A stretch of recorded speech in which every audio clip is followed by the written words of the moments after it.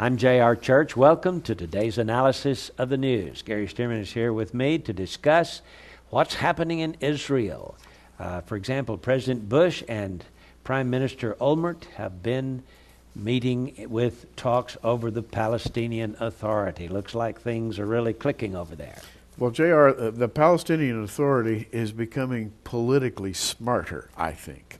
They're learning to play politics, and now they may have an advocate in the White House, because the new administration of Barack Obama, according to WorldNet Daily, has given positive reception in meetings with Arab diplomats to the so-called Arab Peace Initiative, which offers normalization of ties with the Jewish state in exchange for extreme Israeli concessions.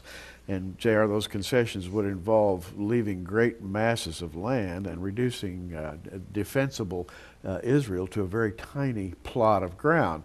But the Arabs now are learning to play international politics to get their way. I think they're a little bit more patient, a little smarter than they used to be. But eventually their goal is the destruction of Israel. That's and right. They've said that much. Now, this article comes from Arutz Shiva, Israel National News. Outgoing Prime Minister Ehud Olmert left Israel Saturday night for talks with the president and future American presidents on talks with the Palestinian Authority.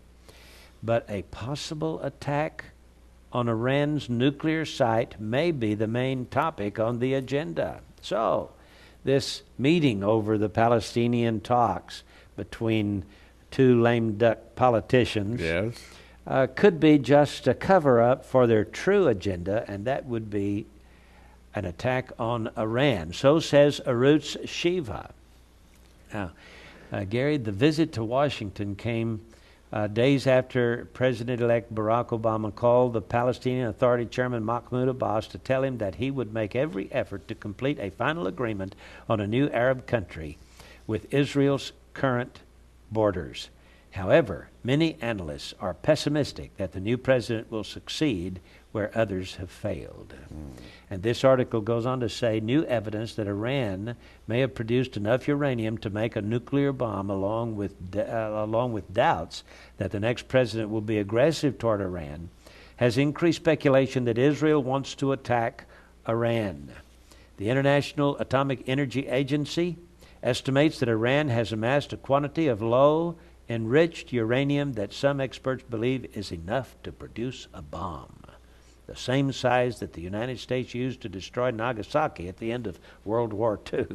Ooh, that sounds ominous, Gary. Well, the experts are predicting some kind of a peace agreement, quote unquote, in the Middle East.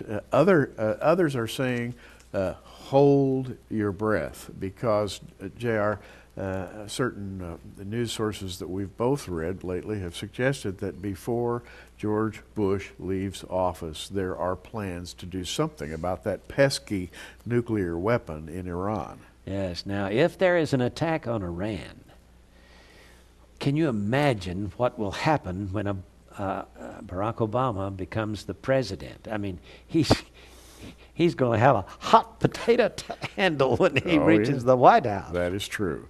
That is true. And we're watching, of course, the interesting thing to me, J.R., is Russia. I always look to Russia. And Russia is daily solidifying ties both with Iran and Syria. Hold the phone. Anything could happen. Yes, well, you know, Russia this past week moved in an armada of ships into the Caribbean. That's correct. And so who knows what will happen. But I can tell you that things are moving very quickly toward the fulfillment of biblical prophecy.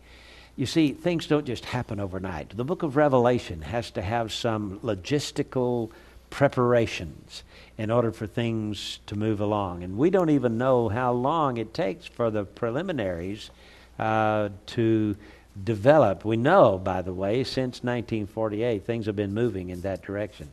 You know, the UN was established in 1945. They birthed the State of Israel.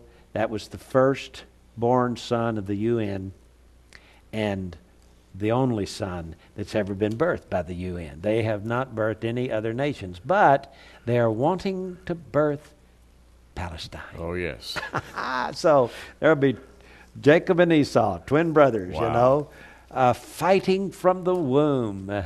Doesn't that sound prophetic? Well, JR, the Bible is coming alive in our day. That's why we're watching so closely, so carefully.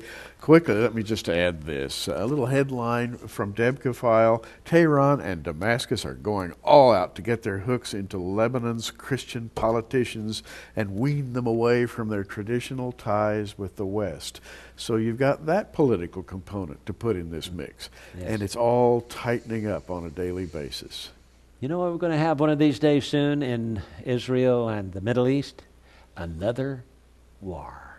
So brace yourself and look for it. I'm J.R. Church and Gary Stearman. We'll see you again tomorrow afternoon with our analysis of the news.